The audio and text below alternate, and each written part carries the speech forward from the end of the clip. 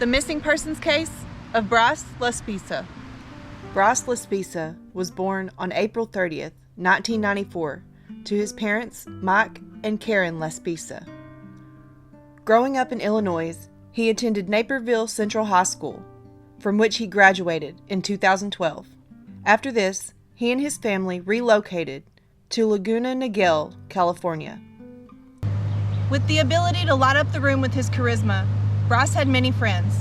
He was described as incredibly funny, and according to his friends, a happy guy and the life of the party.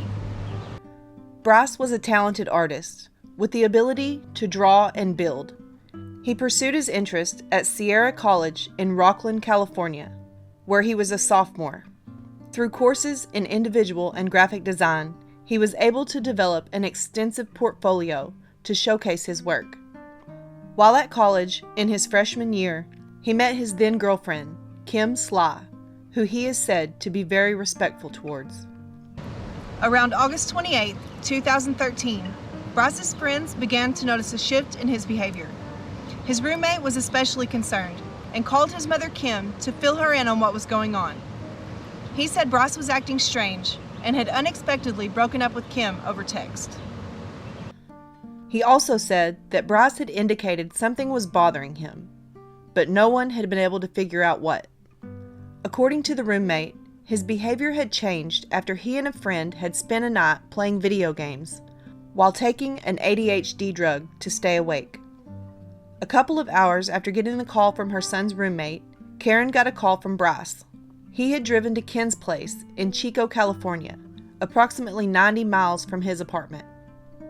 When Kim took the phone, she told Karen that she felt Bryce wasn't acting himself, which worried her, and she didn't think that he should be driving, even though Bryce was telling her that he was okay. Concerned about her son's well-being, Karen offered to come see Bryce the next day, but he told her not to come and reassured her that everything was fine. He explained that he wanted to talk to her about something, but didn't say about what. After this conversation, the phone was returned to Kim, and Karen told her to give Bryce his keys back, but only if he promised to call her in the morning. At 11:30 p.m., Bryce left Kim's house. At around 1 a.m. on August 29th, Bryce called Karen, who assumed he was back in his apartment in Rocklin.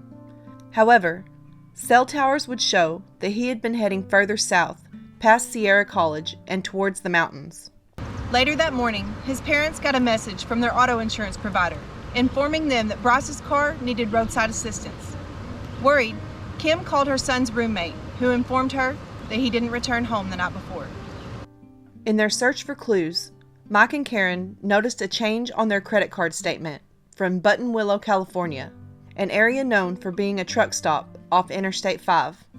The town was a few hours from Laguna Niguel, so they assumed Bryce was on his way to their house.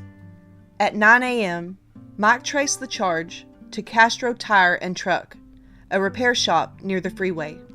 When contacted, the man who worked there said he had been called after Bryce had run out of gas, so he delivered 3 gallons of gas to him. Hearing the concern in Karen's voice, the man offered to go back and see if Bryce was still in the area. When he did, he called Karen and put her son on the phone, where he told her everything was fine. She told him to grab some gas and make his way home. At this point in time, his parents expected him to arrive around 3 p.m. When 3:30 rolled around and Bryce still hadn't arrived, Karen began to reach out to him, but received no response. She kept trying to contact her son for the next several hours, until she and Mike decided to file a missing persons report with the Orange County Sheriff's Department around 6 p.m. Upon receiving the report, the police department pinged Bryce's cell phone and discovered he was still in Buttonwillow. What's more, he had only traveled 8 miles from where he had been serviced for gas. When they located Bryce on the interstate, deputies performed a sobriety test and searched his car.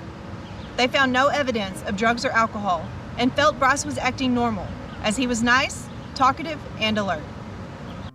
When asked what he was doing, he claimed to be blowing off some steam, so they took his delay in returning home as him trying to regain focus before facing his parents.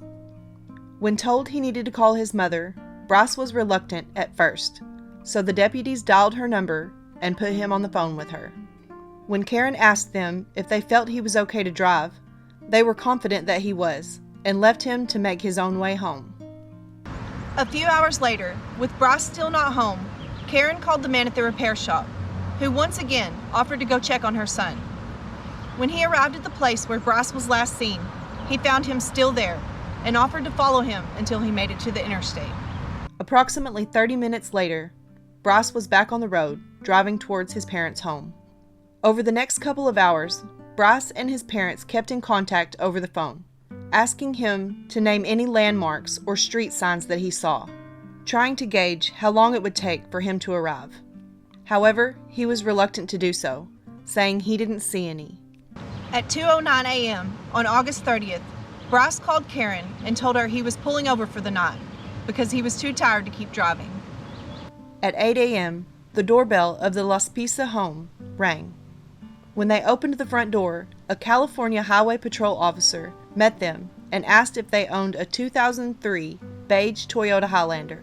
When they told him their son was driving it, he informed them that at 5:30 a.m. that morning, the vehicle had been found, abandoned, in Castaic Lake, off the access road to the state recreation area, just 2 hours north. It had been crashed and found on its side at the bottom of a 25-foot embankment. According to the patrol officer, the back glass had been broken from the inside, and since Bryce wasn't with the wreckage, it appeared that he had been inside at the time of the crash and broken his way out. His laptop and phone were found in the car, while his duffel bag and wallet were outside, near the rear window. Bryce's blood was found on the passenger headrest, but there was no evidence he had sustained serious injury. A preliminary examination of the scene suggested that before dawn, for unknown reasons, Bryce drove off the service road into the rest area, along a cell tower and towards the lake, accelerating as he did so. It also appeared as though Bryce believed the lake was a lot closer to the cell tower than it actually was, because the area creates an optical illusion of sorts. Given the scene, investigators believed Bryce's actions were deliberate, which led them to theorize that he had been suicidal at the time of the accident. According to his friends, Bryce's behavior had become more reckless upon him returning to school, with him drinking a lot of hard liquor and taking ADHD drugs. His roommate also stated he had begun giving away his property, including his much-used Xbox and a pair of diamond earrings. While his parents don't understand why their son would do this, authorities believe that Bryce was experiencing a crisis, prompted by his heavy drinking and drug use, as either could cause unexpected side effects, leading to him either wanting to die by suicide or run away. However, Mike and Karen dispute this, saying that while their son experimented, he hadn't been struggling with substance abuse, and that he'd appeared fine during the summer. Upon the car being discovered, a large-scale search was conducted, consisting of hundreds of deputies and volunteers, as well as search and rescue crews, cadaver dogs, and divers. Drone by foot, ATV, and via helicopter, the hills, lake, and shoreline were searched. However, the weekend-long search brought up no evidence. No witnesses reported seeing Bryce in the Santa Clarita Valley around the time of the accident. During the initial days of his disappearance, Bryce's family received numerous tips and possible sightings from across the western United States, but nothing panned out. To help spread awareness, Mike made up missing persons flyers, while Karen got a hold of the media. Despite their efforts, no viable leads surfaced.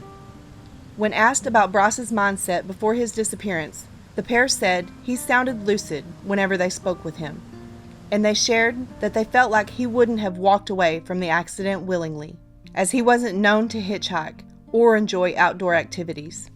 He was also unfamiliar with the Castaic Lake area. On September 4th, 2013, a jogger called 911 to report a brush fire just 3 miles from where the car crashed. When first responders arrived, they initially thought it was Bryce, but forensic evidence proved it to be an LA man who had been the victim of a homicide. A billboard was erected in Castaic Lake, featuring Bryce's image and information. Police say surveillance footage from August 30th showed stills of his car on 2 separate occasions near where it had been found. The camera had taken pictures of his license plate at 2:15 a.m., 6 minutes after he had called Karen to let her know he was going off-road to rest. While police don't know why he was in the area, they feel he had been contemplating something. 9 days after Bryce disappeared, bloodhounds were used to try and track his scent to where he may have gone after the wreck. They caught the scent and followed it to a dam on the lake, trailed it across the dam, then towards a truck stop on Castaic Road. This led investigators to believe he may have chosen to walk away from the accident and his life, possibly hitchhiking with a truck driver and disappearing. According to the evidence investigators have, there are no indications he met with foul play or died by suicide. They believe that if he had taken his own life, they would have found him at the lake. They feel knowing what he had wanted to talk to his mother about could be the key to figure out the case. However, this is disputed by the Laspisas, who say whatever it is most likely doesn't hold any significance to their son's disappearance. After 3 weeks, all search efforts were called off. Local coffee shops and stores were credited in aiding those helping search, as they allowed volunteers to meet in and use their facilities to coordinate search parties. Months passed with no new leads, so the family hired private investigator Denise Savastano, who specializes in missing persons cases. Savastano offered her services pro bono and believed Bryce had wanted to go home based on the coordinates plugged into his GPS. This led her to speculate that he could have suffered a head injury as a result of the crash, leaving him disoriented. She also theorized that he could have suffered a psychotic break as a result of his drug use, resulting in his erratic behavior. In August 2015, Savastano and the Laspisa family hired a sonar specialist to search the lake, using sound waves to generate images at the lake bottom. They believe that if Bryce had been suicidal, he would have entered deep water at Government Cove.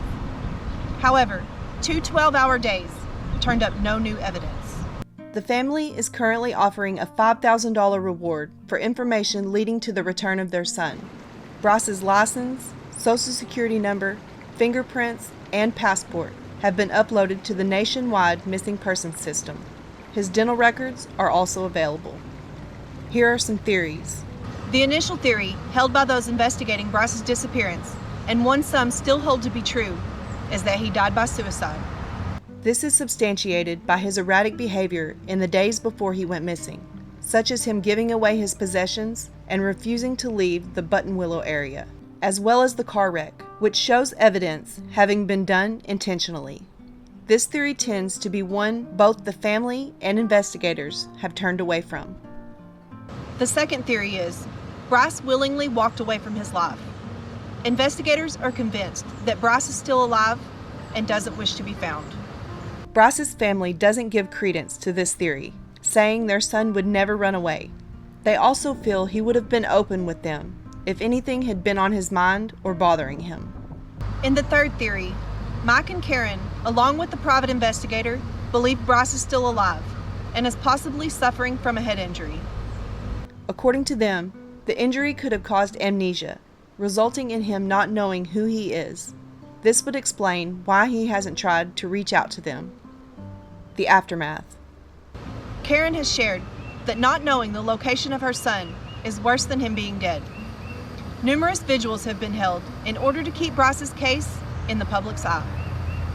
On his 20th birthday, his parents went to Castaic Lake to mark the occasion.